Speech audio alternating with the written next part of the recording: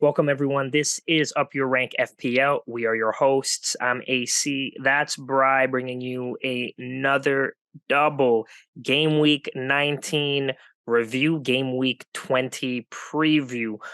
If you guys are new around here, you like the content that we've been dropping, please make sure that you like this video, subscribe to our channel, and follow us on Twitter at Up Your Rank FPL.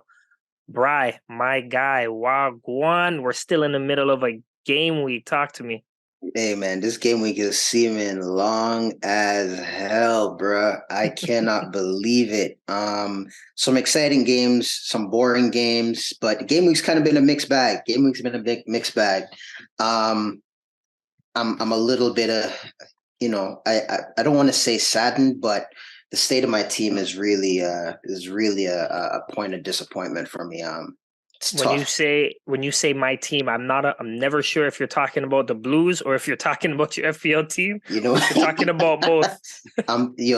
definitely talking about both. More so for Chelsea though. More so for the Blues. It's looking sad, man. Where I feel like all of my depictions and what I've been saying is going to come true. Is I'm seeing it unfold. I've been telling people, Chelsea's going to be in for a couple of rough years, and I think that's where we're at.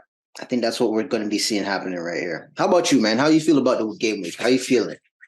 Bro, Liverpool's not doing much better. just to bring out here, we got a beaten by Brentford, and they didn't even have Tony. Now, if that's a shock, if that's not a shock, rather, I don't know what is. Liverpool are terrible. So, thankfully, from an FPL perspective, it's not like we have triple Liverpool these days. You remember Yeah, when we used to talk about triple Liverpool? yeah, it's crazy. That's Crazy. crazy, eh? That's crazy, man. Now people are talking about things like triple Manchester United. Yeah. This is crazy. But from an FPL perspective, I'm not upset. I'm not happy. It's kind of another average stance on my end. Still have two to play, so I'm okay. Kepa's in net, and we still have Andreas who is playing against Chelsea. True. I'm not expecting Fulham to really score, but I wouldn't be surprised if they did to kill the clean sheet. I'm more looking towards game week 20, and I'm very happy about the doubles that have been announced. They're all difficult. But before we get into the game week 20 preview, let's talk about game week 19 review. Again, we're still in the middle of the game week. You want me to kick it off and talk about how the team is going, or you want to go? Nah, I gotta jump in here. I gotta jump Okay. in. Coming into the beginning of game week 19, I made some last minute decisions again. And let me just put this out there from now. Prior to the break, especially I want to say from about game week 9, 10-ish, I stopped doing these last minute decisions. Whatever decision I made to kind of go into the week, I left it. I didn't touch the team, let it do what it did. And I was seeing a lot of positive results. I've gone away from that, and I'm now tinkering final day, last day, couple hours before, messing up, not setting the team, doing foolishness. It stops right here. No more of that. Whatever the decision is prior to the game week really kicking off, that's what it's going to be. I'm not doing no more of that. That was your strategy. That's been your strategy. What happened? Why? I gotta switch it up. It's crazy. Okay. We're not seeing the results. Insanity is, repeating the same thing over and over again. We're gonna stop that. And I say that because come hours before the deadline, I decided, you know what? I'm going to bring in Luka Ding from Aston Villa. Wild. And then I'm a bench Trippier because I want to play the gamble against the ownership there. At the time, sounded good in my head. That worked out that ended up being a terrible, terrible result. It wasn't really that detrimental. It was just a totally unnecessary move. I lost 6 points, so it's not a crazy amount of points, but it's still an unnecessary move. Waste of a transfer. David De Gea in the back kept a clean sheet, 7 points. He's actually been quite good. I'm glad I got started with him since the wild card.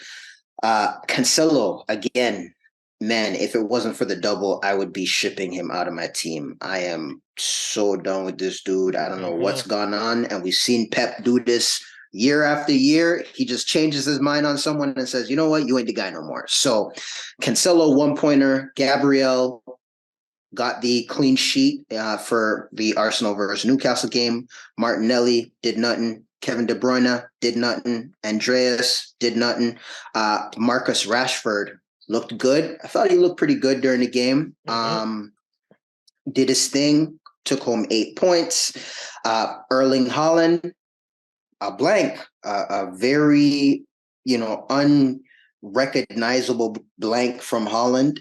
And Darwin Núñez continues to I don't even know what to say about this guy. He looks so bad. Darwin with a 1-pointer. I saw him score in Liverpool's recent game in the Cup. I don't know what to say. I don't know what to say about your boy, man. Honestly, he looks boy, player of your team. I'll just say player of your team. Got you. He looks terrible. He's another one who I don't even know what to do. If it wasn't Brighton and he had even just a slightly harder fixture, I'd have gotten rid of him. Or this coming game week. And then Mitro was looking so good. He'd gotten an injury during the game, and I thought it was going to be over early. He battled through it. He ends up scoring a goal. And I'm thinking to myself, man, this is going to look like a great captain pick, versus Haaland.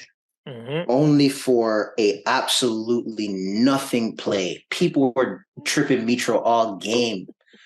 And he did an absolute nothing shove. And the ref just runs over and cards him. I couldn't believe it. I thought he was going to get a red card because he just kept arguing it. So Mitro takes home 10 points. That's the captaincy done for the game week. Overall, we're sitting at 44 points. The average is 43. Game week rank of 502 million, but overall I'm sitting at 1.4 million. It's one of the worst ranks that I've had so far in the season. So we're really trending in the wrong direction. I really got to steer the ship around. I don't know what else to say about this game week, man. All we got is Andreas left. I don't know if he's even going to do anything else against Chelsea, but that's how my team is looking, man. I got nothing else to say about it. I'm disappointed, to say the least. I'm disappointed. Well, I'm sure there are many FPL managers this game week who are disappointed, especially those who put the armband on Haaland. For him to blank, I'm not that surprised. I didn't give him the armband. I didn't even give him the vice captaincy.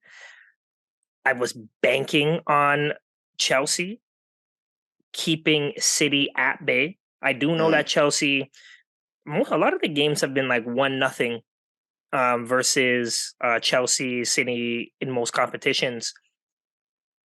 After half, when it was still 0-0, I'm like, oh, this is looking good. This is looking good. After the 60-minute mark, oh, there's still a clean sheet. Oh, Kepa has 6 points, only to use the bathroom and come back out of the bathroom and the ball's in the back of the net. Amen. I thought it was a silly. I don't know what Kepa was doing the way that he came out, because it's like he was coming out, he was going to play the ball, but he let it just completely go by his right, then left side. And then in terms of the marking that was being done on the left-hand side of the pitch, I believe it was Cucurella who was defending, who stopped his run, and then all of a sudden, it didn't. The game should have been a draw. I personally believe that the game should have been a draw. Obviously, I'm biased. I have Kepa on my team. I want the 6 points. But from what I actually saw, City wasn't pressing or causing as much pressure as they normally would. As a matter of fact, City haven't even been looking great. Shoot, didn't they just lose today, Carabao Cup, to Southampton? City is not looking like a contender at the moment, but oddly enough, they have to be really happy with that win as well as the tie that Arsenal had against Newcastle, because that keeps City in the running. We know what City could do in the latter half of any season. So anything could happen, but Pep is definitely switching some things up. And before I get into some players to watch, let me just talk about my team.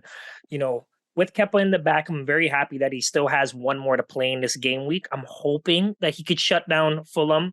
I'm very happy to know that Mitrovic is suspended for this game because I do not have him in my team. A lot of people captain him. So this could be my opportunity to get a clean sheet from Kepa, so another 6 points, as well as, at least 2 points from Andreas. He got taken off 1 minute before the 60th minute mark. 1 minute. I know it's only 1 point, but God, adds up, man. Dang, adds up. That's absolutely frustrating. As a matter of fact, what was the score of that game? It wouldn't have been 1 point. It would have been 2 points because he would have had the clean sheet. Yeah. So it's 2 minutes before. It says 58. Super frustrating. In terms of my transfer, I did end up moving to Estupinan from Brighton. And the reason why is because I really liked their chance against Everton. I think what really frustrated me this game week is for them to blow that clean sheet in extra time. Now, it was like a gut punch because that's another 4 points. So let's add them up. Kepa dropped 4. Andreas 2. And now Estupinan another 4. That's 10 points. That's a major swing to the game week, right? Week after week. So between those 3 players, definitely frustrated, but I did hedge my bets with Newcastle and Arsenal, kept Trippier and White in. Both of them got clean sheets. Both of them got bonus points. So very happy about that decision. Remember that one time when you said you thought about putting the armband on Marcus Rashford? Well, definitely decided to go that route. And I remember tweeting, I think it was like the 60th minute or something. Oh man, I made the worst decision. I can't believe I put the armband on Rashford. Oh, this is a disastrous game week. Only for Rashford to score, but for it to be assisted as well by Fernandes, because Fernandes was looking terrible. And I was immediately having regrets about triple Manu. So super, super happy that Fernandes got the assist, Rashford with the goal. Salah was a disappointment, didn't do anything at all. In that, now, if memory serves me right, I could be wrong, but was there a goal that was waved off in the Brentford game? For Liverpool? Well, I feel like it was for you, actually, for Darwin. No, it was for Mo. It was Mo's goal that got. Yeah, but it was well offside. Everyone. Yeah, he thought it was offside. He didn't even celebrate it. He just, after he scored it, he didn't celebrate, and they waited for the offside VAR and kept it. Okay, yeah, because I do remember there being it looked like Liverpool were going to get themselves back into the game. Yeah. But yeah, we all know that didn't happen. Up front, Martial didn't do anything as expected, which is, as I say, as expected, but it's a huge disappointment because he should have had his head on the ball at least twice. His headers were just so poor. I watched that game just because obviously having triple Man United, I want to, I want these goals to go in, and I want to figure out, is it time to move Fernandes because he's expensive, or should I just move Martial? A lot has changed now that I know that the doubles are here, but Martial, he should have or could have had a goal. He's not looking great. I left Tony in because just in the event that he would play, because we know Liverpool is trash defensively. So he didn't play, so Bueno is going to come in. And let me get this one off my chest. Bruh. They were cruising. What happened for the clean sheet to go? The clean sheet went, and then he got subbed off. Like, come on. This is exactly why I have players like Bueno and White in my team, because I'm looking for them to get the clean sheet right after the 60th minute mark, and then for them to get subbed off by their managers. That's exactly why Bueno is in the team, and obviously because he's cheap, but he's first off my bench, not Almiron. I put Bueno first off the bench. So to know that clean sheet disappeared right before the substitution, super frustrating. But you know what was crazy to me? When the Manchester City game started, Cancelo was playing on the right wing in front of Walker. That was the strangest thing I had ever seen Pep do personally. I'm not sure if you've seen Stranger. That was the weirdest thing. And then to make matters worse, he got subbed off at half. I'm so happy I put Cancelo last on my bench. Exactly what I thought would happen, except for him playing up front. I knew he was going to get subbed off at half. I just didn't see him playing 60 minutes. So I put him last on my bench. And that was probably, not that it mattered, but I feel good knowing that I made that decision just in case. Because if I had put him first on my bench and then Tony were coming out, I know it's just 1 point, but I just feel kind of vindicated in knowing that was the right decision to make. It's not like it's paying off, but yeah, man, the game week overall, 48 points right now, sitting in terms of the game week rank, 4 million.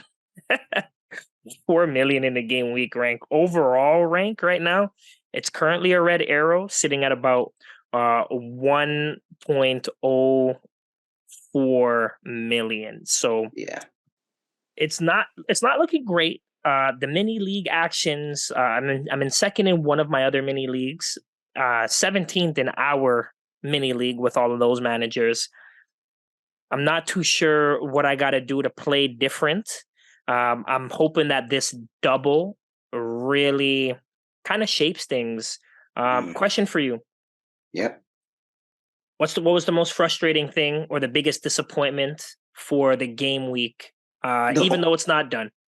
The biggest disappointment is just the yellow card from Mitrovic, only because we of course knew it was a risk, but if you that's one of the games I actually watched.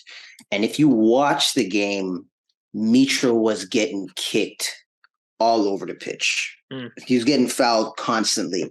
And it looked like the one time and these players weren't getting carded. And it just looked like the one time that, he pushed somebody out of a nothing play, he got carded, which we know we knew that was a risk going in. So, but he did, at least he went and he brought home some points, which is, the least that we could ask there. The yellow card also put him out of, the bonus point ranking. So he didn't end up getting bonus points. So the yellow card kind of screwed that.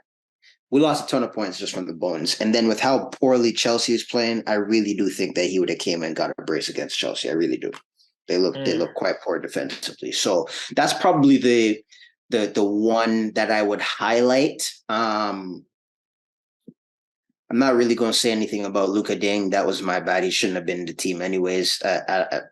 So I'm not even going to say anything about that one. How about you? I like the gamble that you made. I think that logically, you wanted to play a little different. I just don't have the confidence to bet against Trippier. At this particular time, he is proving to be probably one of the best FPL, if not the best FPL asset this year. Yeah. To be fair, I mean, I can't say he's the best just because Haaland, but I guess points based on your price, most consistent.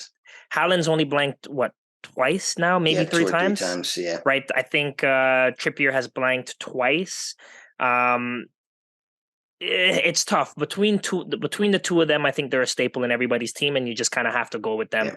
Biggest disappointment for me. Oh yeah, before you jump in, the only thing that I'll say on that bet that a part of the reason why I made that bet as well was because Arsenal had not been held goalless in any game so far in the Premier League. That was the first game in the entire Premier League this season that Arsenal did not score. They have scored every other game, and that was a part of the decision that I made. Going with that. Yeah, that's actually what led me to it. Like, oh shoot, they probably go nick a little goal against Newcastle. That'll wipe the clean sheet. I'll bring in Ding. He'll potentially keep a clean sheet against Leeds or whoever he's playing. But yeah. Or Wolves, and go from there. Because Wolves can't score. Arsenal could score. Everything got flipped upside down. But anyways, as you were, tell me about Yeah. the player you want to mention. Well, it's players. I can't pick between all of them. I can't decide if it's Kepa for the silly way that he came out of the net. Um, I just don't. The replay in my head just over and over just makes me so upset. I can't decide if it's Rashford for his poor headers or if Martial, you mean? Oh, sorry for Martial, not Rashford. Martial for the poor headers. It's between the two of them who I can't decide which one was worse and the biggest disappointment, because that's points on the table. Whether or not Chelsea would have actually kept that clean sheet, it's to be determined. Whether or not Martial would have actually scored, but just you're a striker. Now you have to be worried. Didn't Manchester United bring in somebody? They brought in Weghorst. On their, if memory serves me right, Weghorst is a new Manchester United signing. I'm just double checking this. Yep, absolutely. So is that somebody who's going to come and now compete for minutes with Martial? Is it just a backup in case something happens? I don't know. We'll see what Ten Hag decides to do and how Weghorst fits into the mold. But it's not looking too great. It's fair. Well, I mean, yeah. Overall, though, I think I if it were me, I couldn't choose between those two players either. So I definitely feel you on that. And the biggest, I guess, surprise or the best thing about the game week for you? Biggest thing, I'd actually say David De Gea. All right. Quite surprised. I brought him in from game week 17, and he's been on a string of seven pointers for the entire duration over 3 games. So I'm very surprised with that.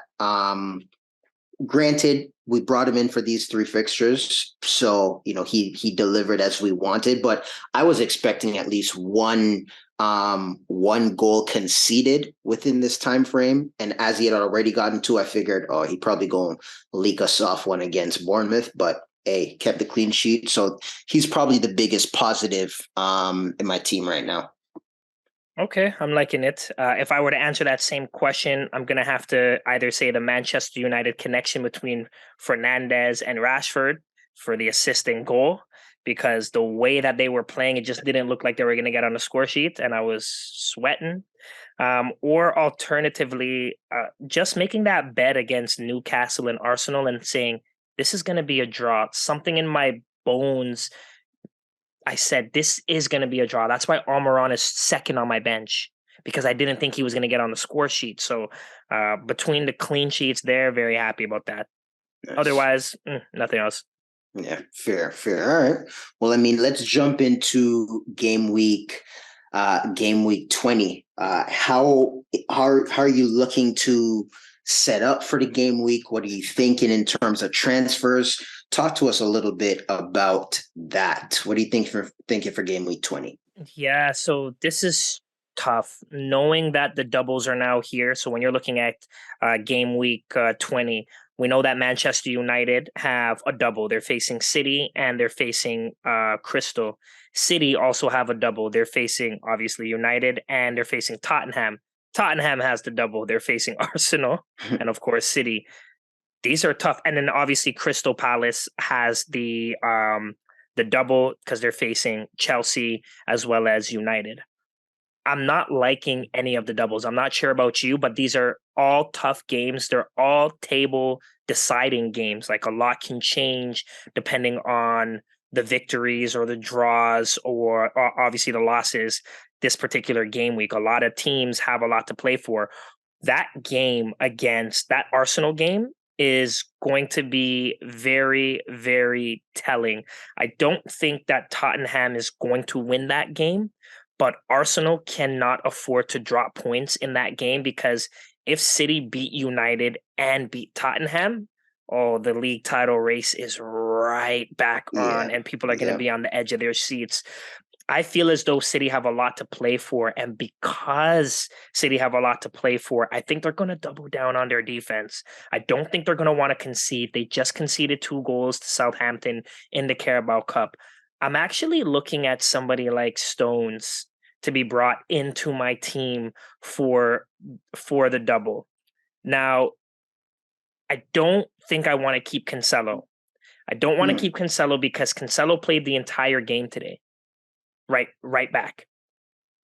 Fair. I don't think he's going to get the playing time. I think Pep is done with him. I think he's been delegated, or I should say relegated, to other competitions, not Premier League matches. I don't know what's going on. I haven't done any deep dive, but has Pep lost trust? Has Cancelo done something to upset Pep? If you know, let me know. But I haven't seen anything. I don't know what's going on. Right now, if I'm looking defensively at City, just to, there's a double coming up. Maybe they can get 1 clean sheet, maybe 2. My money right now would be on Stones. I did watch an interview with Stones, and he's feeling. Do you remember a couple years back where I said, Stones is that guy? Brought him in early into my FPL team.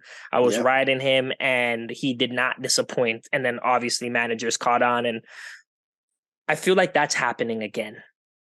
I just think that managers are not going to trust City right now because they're not keeping clean sheets.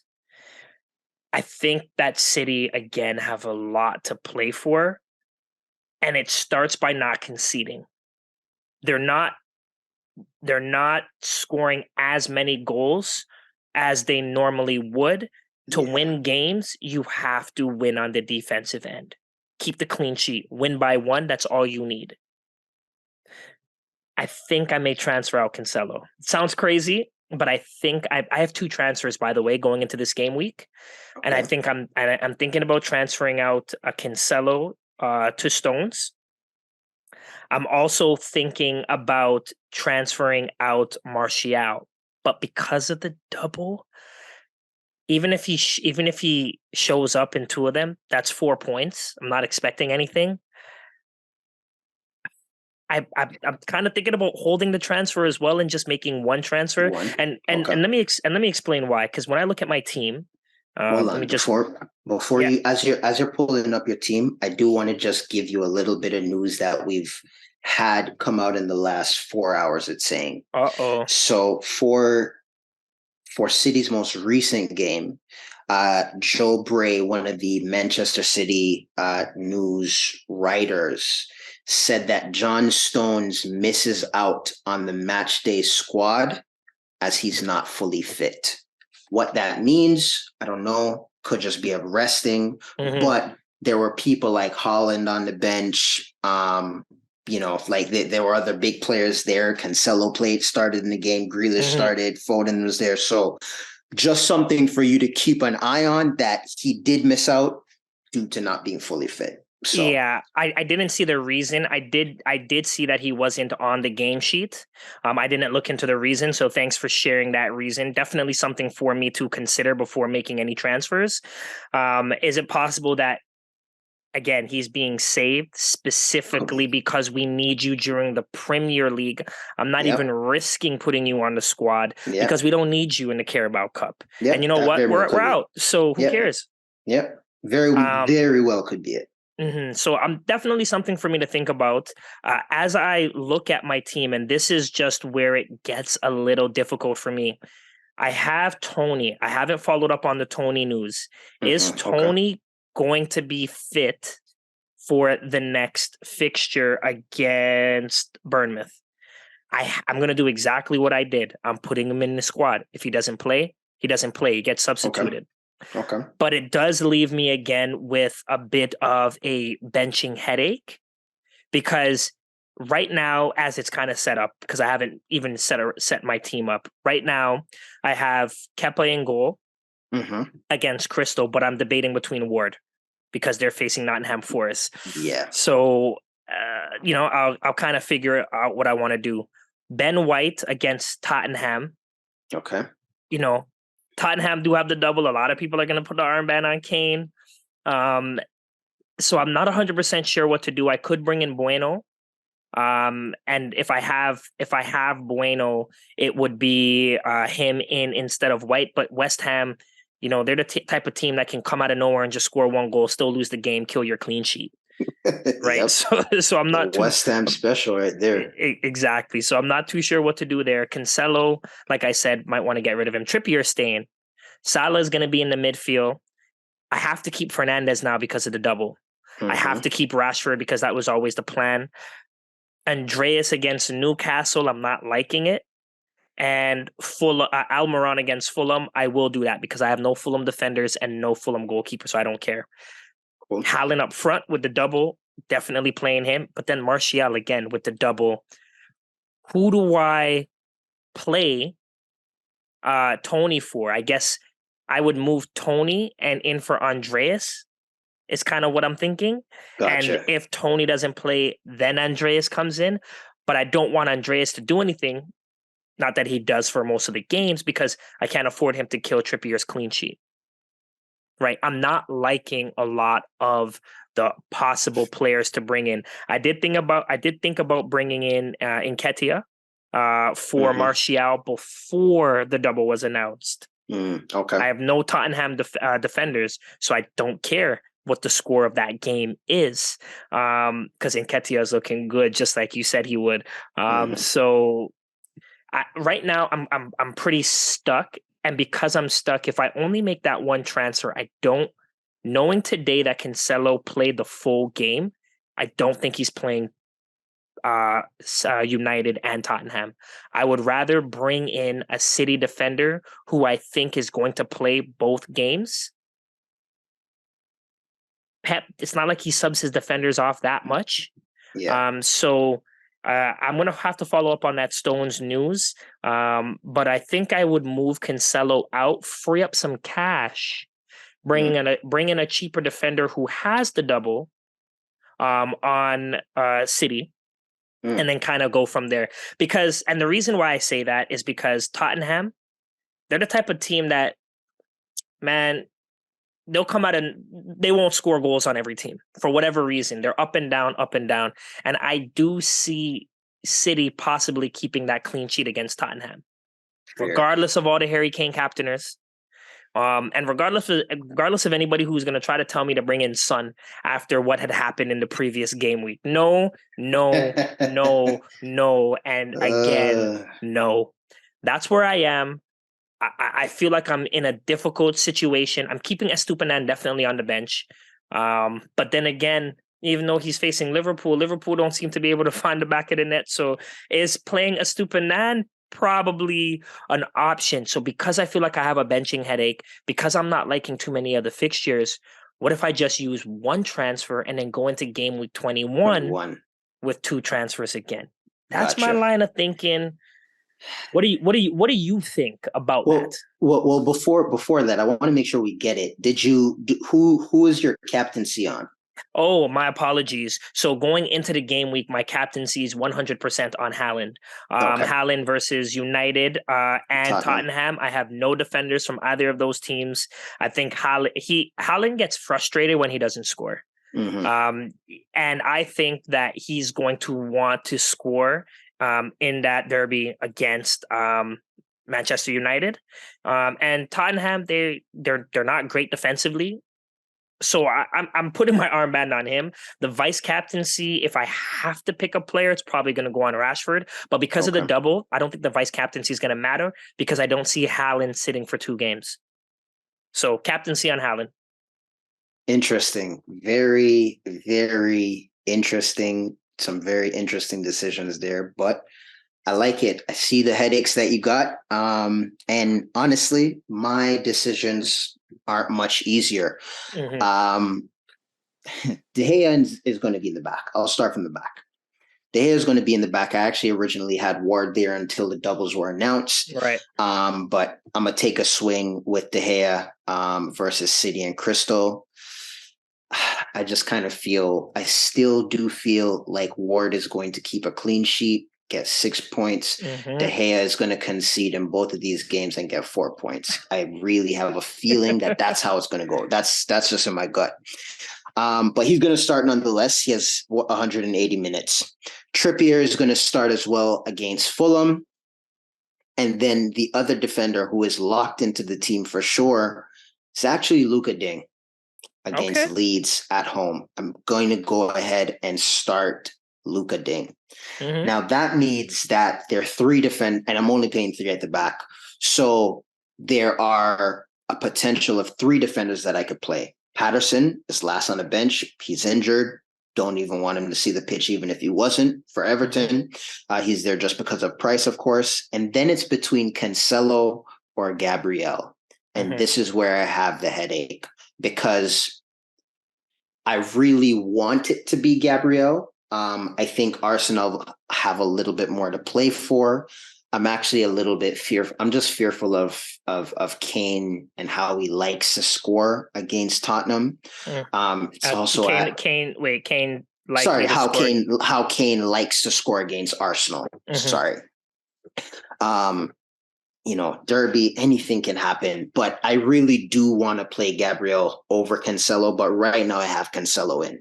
He is the one person in the team who I'm really considering transferring out at the moment, even though he does have a double. How many, sorry to interrupt you there, but how many transfers do you have going into the game week? I have one transfer. Oh, you have one. Okay. I have one transfer. In the midfield, Kevin De Bruyne, he has a double. Marcus Rashford, he has a double.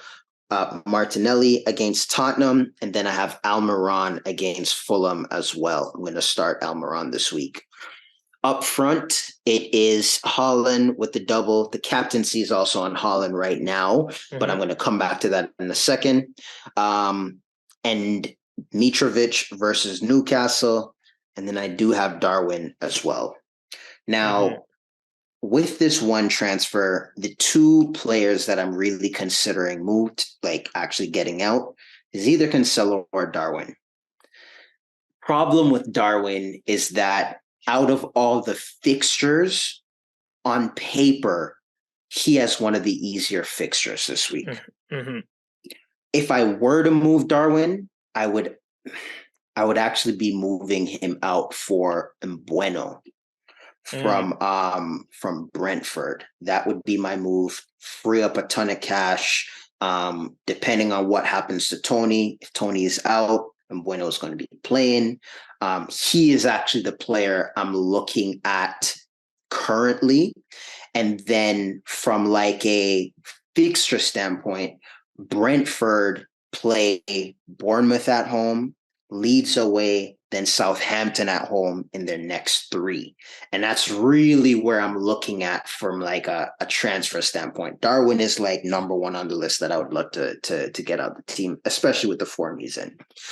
And Liverpool's next few fixtures, they got Brighton, they got Chelsea at home, and then they got Wolves. So the fixtures look good, and that's kind of what's keeping Darwin in the team right now. But I really do want to go to Mbeumo. Any reason why you wouldn't take a gamble and go with Tony instead of Mbeumo? Just knowing that Mbeumo is not even the type of player who goes on streaks. He comes out of nowhere and gets you points like every sixth fixture. And I feel like people I'm not saying not to do it, but I'm just curious to know. I always feel like players like him are gambles because his value is bigger than FPL. His value on the pitch doesn't translate to FPL points. He's that type of player. So I'm just curious to know your thinking. Is there anything else outside of the money? Because if it was just the money, would you not want to go cheaper, or you kind of still want to have somebody who is going to play minutes just in case they're on your bench? I'm also looking on minutes. I'm also looking at minutes, and I'm looking at fixtures. To be honest with you. Okay. If Tony is out, and I don't want to move Mbeumo, the other player who I'm actually looking at from Brentford, I am pretty set that I would like to bring in a Brentford player. I just don't know. There's just too many question marks about with Tony at the moment. The other player who would actually really consider is Wissa. And I know that sounds like a big shot in the dark, but if you look historically when Wissa gets minutes, he typically performs. If you Mm-hmm. just go through his history, you'll see, hey, when he's getting 80, 90, 75 minutes, he usually performs. Granted, they're typically sometimes easier games, barring the Liverpool fixture, but Wissa is actually the player who I'm looking at. And if I were to move Wissa, I'd actually be dumping Almiron. I'm just throwing that out there. That's kind of the third transfer that I'm weighing up. So either Darwin for Mbuemo, Almiron for Wissa, or Cancelo. And the problem with Cancelo is I just don't know who I'd want to move in. I don't necessarily want to double up on a United player. I don't want a Tottenham defender. Maybe I just take the cash out of Cancelo and go someone even cheaper. There's just a lot of question marks that I have from a defensive standpoint. I don't know exactly who I'd bring in. And I don't actually see a ton of clean sheet opportunities this week that I want long term. Right. And that's the concern that I have with Cancelo. If I knew another City defender who I could be sure of is going to be playing, I might jump to them, but there's just so many question marks. And I might be in a position where I end up doing nothing and just rolling the transfer and taking more information and using 2 transfers next week. That might be where I end up, because I don't necessarily need to make a transfer this week because there's a ton of people that there aren't any major fires in the squad. It's just some benching headaches and some decisions there. Yeah, and I feel like that's just kind of the same page that I'm on, kind of like what you're dealing with. So I've even thought about actually, before I even jump into anything, armband. Did you say that it was going to be on Haaland? Yes. So the armband right now is on Haaland. Vice captaincy is on Kevin De Bruyne. There is a high chance that before tonight is done, that I will switch that and reverse it and play Kevin as the captain. Kevin tends to show up bigger games. And I just think that United is coming into form. I could see them keeping that game tight. Not to say that Haaland won't bag a goal, but I could see them keeping it tight.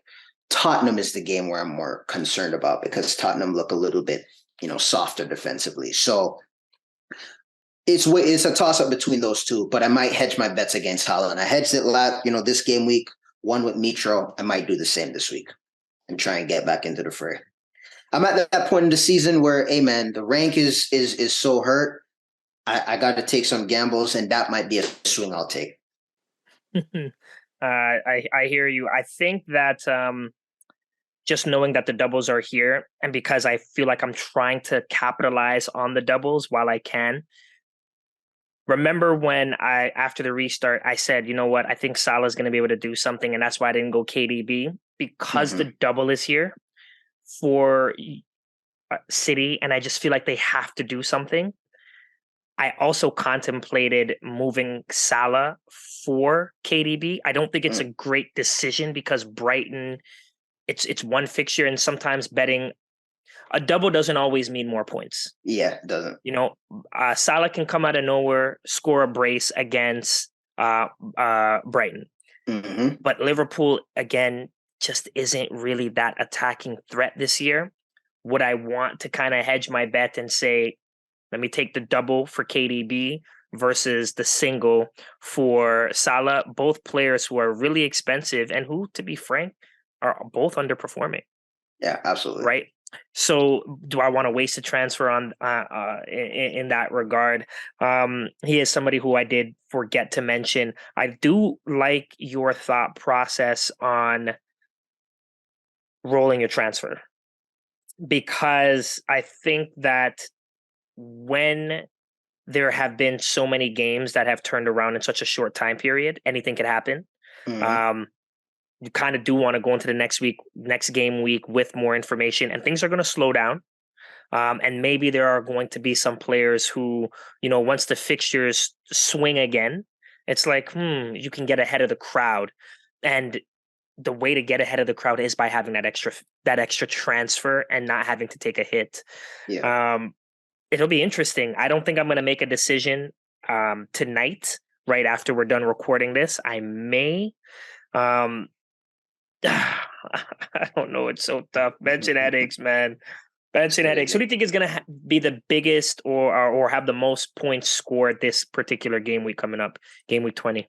I think the player that's going to have, or I'm just going to throw this out there. I don't think it's going to be from one of the double game week teams. That's the first thing I want to mention. I think all of the, like you started with, all of these games are difficult. I think all of these games are going to be tight. I could see all of these games. Like it wouldn't be far-fetched to see literally all of these double game weeks ending 2-2 draws. Like that's not you know what I mean? Like that's that's not far-fetched to think that are 1-1 draws or whatever. So I don't necessarily think the points are going to come from there. I'm actually looking at that Brentford game against Bournemouth as being the game that's going to have the highest scoring player. I could see them coming from there. Or if maybe Leicester looks, actually decides to play some decent football, maybe the Leicester game. But I actually see Brentford as the team that's going to do that. But historically, when they win a big game, like they did this week, their next fixture, they usually end up doing quite poorly. So who knows? Who knows with them? I actually think that if Tony plays, he's going to be the highest scorer this particular game week. If he plays, he will be, and I don't mean 20-minute, come on the pitch at the 70-minute mark. I'm talking about play from the very beginning, play at least 75 minutes. I think he's going to be the highest scoring player this particular game week, personally. I can't say that with enough confidence to put the armband on him, just because I'm not going to bet against Haaland, who has a double. But that's my thought process. Love that. Okay. Well, any last minute thoughts that you want to touch on before the game week? We kind of get to this game week here. Anything else you want to mention? I'm a little afraid of not having Harry Kane for this double. I'm gonna admit it. They shipped 4 goals against Palace. He scored 2 of them. Now, these are the type of things that get your confidence going. Not to say that Harry Kane needs confidence, but it's just, you're not afraid. He's not afraid of big clubs. He plays on the world stage, for crying out loud. He doesn't care who he plays. He can score against anybody. I am a little worried about not having him. Even if I did have him, I don't know if I'd have the guts to captain him. But this game week that is still kind of going on, I was afraid of what he could do, and he punished. And for anybody who was brave enough to put the armband on him for game week 19, kudos to you, because those 2 goals, bonus points, it's what Harry Kane can do. And he's always kind of ignored at some points in the seasons because he's so expensive as a forward. And then you're always trying to maximize bringing in cheaper forwards who can kind of keep on pace, or cheaper midfielders keep on pace. And then you always want the midfielders because they get the extra point for the goal. They get the extra clean sheet point. And there's always times where he doesn't get as much love, I think, as certain players do, even when he continues to tick over.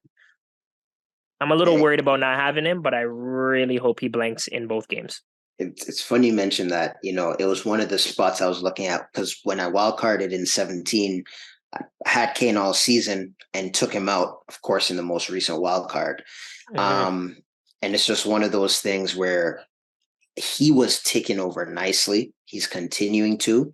If I had Kane in my team this week, I would have I'm captaining him. If I had him last week, the same way I did with Mitro, I would have captained Kane as well. I think I know everyone is afraid of how good Haaland has been, but I think people underestimate when a new player comes to the Premier League, when they go through the busy holiday period that they normally have completely off in other leagues. I think people underestimate how taxing that is on their body. Haaland has never had to do this at any point in his career. Now, luckily, he just had the whole World Cup off, but it's still a ton of games racked up very quickly. And I can see him slowing down. It's part of why I'm going to be hedging some of these captaincy bets. Why I did it last week. It's part of why I'm going to potentially do it this week. It's something that players historically have struggled with in the Premier League. So we'll see. We'll see how it affects him. But if I had Kane, I would be captaining him and putting the armband on him this week for sure. Ooh, that doesn't make me feel too good, especially knowing that Haaland didn't even have a shot on target in the last game. But they were playing a defense that obviously was trying to keep them at bay.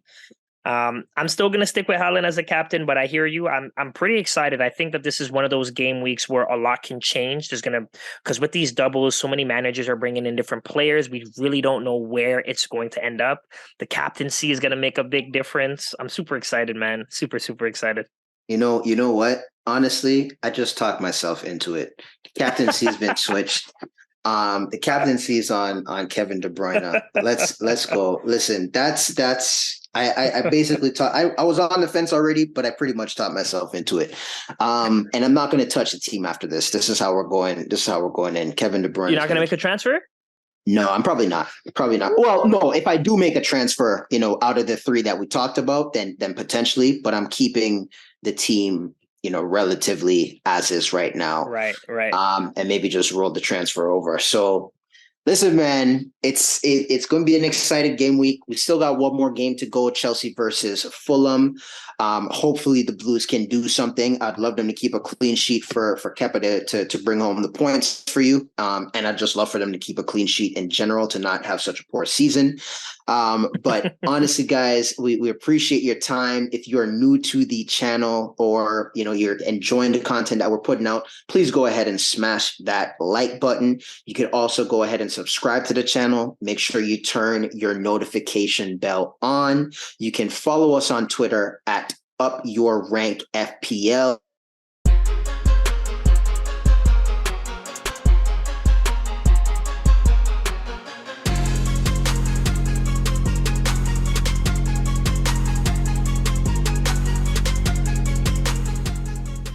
Be sure to like and subscribe.